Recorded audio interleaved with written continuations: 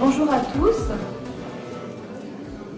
je m'appelle Léa Fallour et j'anime la Ligue contre la cardiomyopathie. Alors en 2 mots, la Ligue contre la cardiomyopathie est une association qui a été créée il y a 9 ans maintenant, qui a 2 missions principales, informer et réunir les malades et financer des projets de recherche dédiés aux cardiomyopathies. Alors peut-être dans cette salle, il y a des gens qui ne connaissent pas encore cette association. Je vous invite vivement à vous rapprocher de notre structure. Vous n'êtes pas obligé du tout d'adhérer, mais il est intéressant que vous mettiez en lien avec nous. Aujourd'hui, on a plus de 250 familles qui sont en lien avec l'association. Une association de personnes malades, c'est un espace de parole où on prend du temps pour discuter tous ensemble. Et ce temps-là, il est essentiel parce qu'il fait émerger, déjà il nous permet de centraliser un peu et de comprendre quelles sont les attentes des malades. Et puis ça nous permet de faire émerger des projets. Et avant de vous présenter le projet Cardiopédia, qui est un projet de l'ensemble des associations de malades présentes dans la filière, je voudrais juste en 2 mots vous présenter un projet qu'on a lancé la semaine dernière, qui est un projet assez simple. Notre association est très souvent sollicitée d'abord par des personnes qui évidemment souhaitent être mises en lien les unes avec les autres. Dans l'association, on a peu de bénévoles et parfois c'est un peu compliqué, c'est un peu difficile. On n'est pas toujours disponible au moment précis où on est contacté.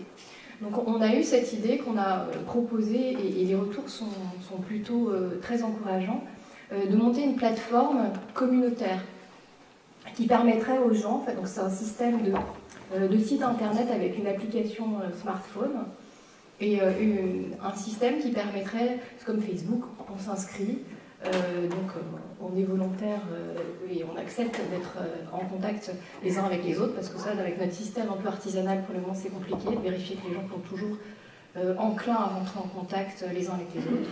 Donc là, on s'inscrit, on participe à des discussions, on peut créer des groupes suivant la localité, suivant les loisirs, suivant le type de pathologie.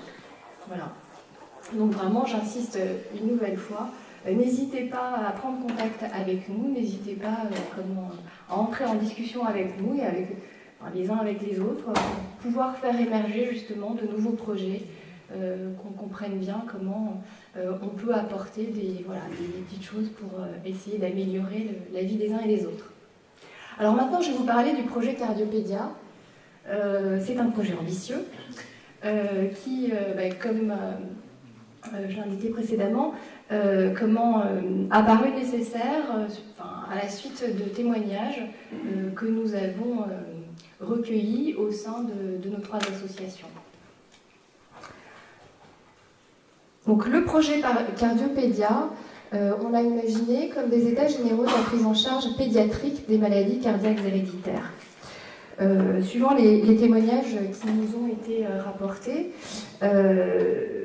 il a semblé que la prise en charge des enfants atteints de maladies cardiaques héréditaires n'était pas forcément suffisamment développée sur tout le territoire, et en tout cas qu'il y avait des conditions de prise en charge qui étaient variables d'une région à l'autre. On sait que comment le parcours de soins est vécu comme un vrai parcours du combattant, et on sait aussi qu'il n'y a pas beaucoup de supports d'information, pour ne pas dire qu'il n'y en a pas, qui soit spécifique à la prise en charge des enfants atteints de maladies cardiaques héréditaires. Donc l'idée du projet, c'était de faire un état des lieux et de prendre acte en fait de ces difficultés des familles dans la prise en charge de leurs enfants. Cet état des lieux se ferait dans le cadre d'une journée comme celle qui nous réunit aujourd'hui, mais qui serait spécifique au sujet. Et puis l'idée aussi, c'est de pouvoir poursuivre le travail qui aura été réalisé tout au cours de la journée en élaborant des supports informatiques pour répondre donc aux attentes des malades et puis pour pouvoir diffuser les informations, notamment auprès des gens qui ne pourront pas se déplacer lors de cette journée. Alors les étapes du projet sont les suivantes. La première étape, c'est une enquête, parce qu'on commence souvent comme ça, on fait des enquêtes auprès des familles pour recueillir un petit peu leurs impressions, leurs observations, savoir comment se déroule la prise en charge de leurs enfants. Donc l'enquête se fait par Internet.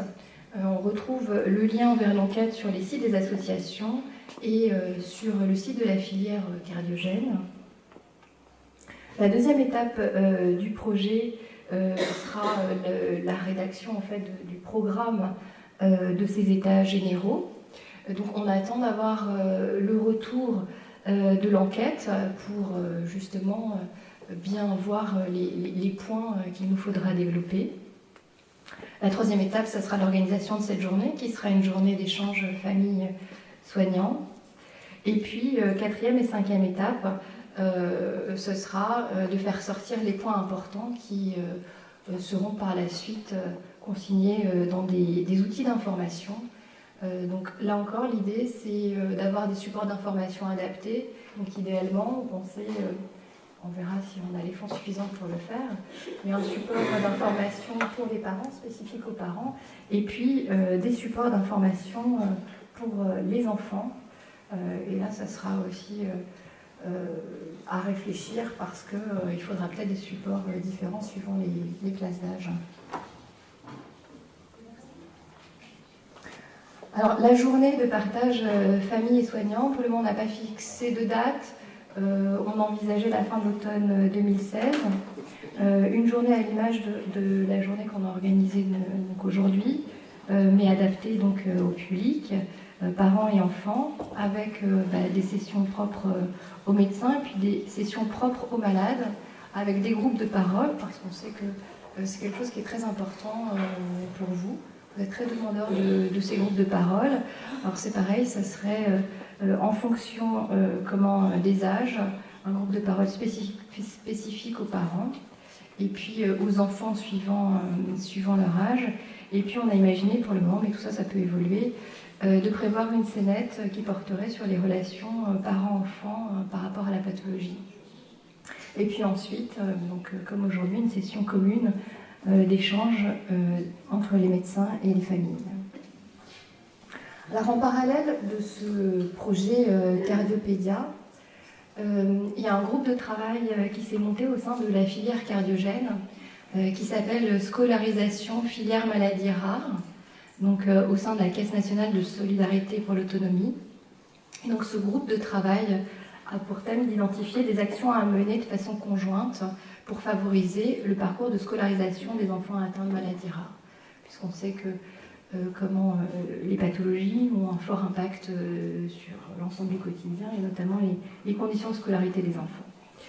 Et puis ensuite, nous avons réfléchi, nous nous sommes dit qu'il y aurait peut-être d'autres travaux à envisager en lien avec l'éducation nationale, mais alors là encore, tout reste à faire.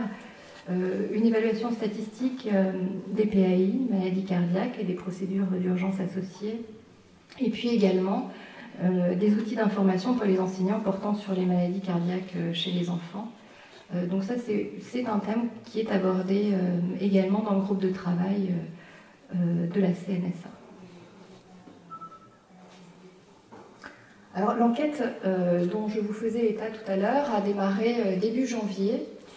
Pour le moment, nous n'avons que peu de retours. Donc j'espère qu'on en aura plus rapidement pour que ce soit plus significatif. Donc là, je vous ai simplement mis le nombre d'enfants par type de pathologie pour lesquels les parents ont répondu au questionnaire. Donc il y a une majorité QT-long et CMH. Et alors pour terminer, je vais vous indiquer rapidement en fait quelles sont les premières tendances des réponses qui nous ont été livrées. Donc, comme vous pouvez le voir, dans 34% des cas, les enfants sont suivis par des cardiologues non spécialisés pour les enfants. Dans 12% des cas, par un rythmologue ayant une expertise en cardiopédiatrie. et dans 54% des cas par un cardiopédiatre. Donc sur 33 enfants, il y avait 4 enfants porteurs d'un DAI, 3 d'un pacemaker et 3 d'un Revil. Seuls 24% des enfants se sont vus proposer le recours à un psychologue. Et là, on voit que, comme par ailleurs, pour les adultes, il y a une vraie demande. Chez les enfants pour lesquels il y a eu un protocole d'accueil individualisé, les difficultés relevées ont été les suivantes. L'absence de médecins scolaires, en tout cas au moment de la rentrée, la méconnaissance de la maladie par le médecin scolaire, le PAI qui n'est pas lu, c'est toujours un peu compliqué, les contre-indications sportives qui sont jugées très difficiles à décrire par les parents, et puis le risque qui est également difficile à décrire. Pour 48% des enfants, il y a une procédure d'urgence qui a été mise en place et il y a même 2 familles qui ont équipé l'école de leurs enfants d'un défibrillateur automatique. 33% des familles, donc une famille sur 3, a obtenu des aides auprès de la MDPH, assistance à l'école ou garde. Il y a quelques familles qui ne savaient pas, qui n'avaient pas connaissance en fait de ces formalités administratives qu'elles pouvaient accomplir. Donc là encore, il y a de l'information à apporter. Globalement, 50% des parents indiquent être plutôt bien informés, voire très bien informés sur le retentissement de la pathologie de leur enfant sur la vie quotidienne. Cependant, les parents, dans leur grande majorité, souhaiteraient pouvoir disposer de brochures d'information, voire même, on a suggéré, de cartes que l'enfant aurait sur lui, pour informer l'entourage de l'enfant. Puisque aujourd'hui, les parents nous indiquent que la communication se fait essentiellement à l'oral, et ils sont très demandeurs d'avoir des supports écrits. Voilà. Et donc, une des dernières questions qu'on leur a posées, c'était de savoir quelles étaient les difficultés qui restaient pour lesquelles ils n'arrivaient pas à obtenir de l'aide. Et évidemment, donc, il y a l'anxiété et le stress, la prise en compte de l'impact psychologique de la maladie sur l'enfant. Et donc là, on relève bien qu'il y a une vraie demande en fait, d'accompagnement psychologique, voilà, et peu de recours possibles. Et puis, on a également relevé la fatigue de l'enfant et l'impact de la maladie et des traitements sur sa concentration et sur sa mémorisation. J'en ai terminé avec notre projet.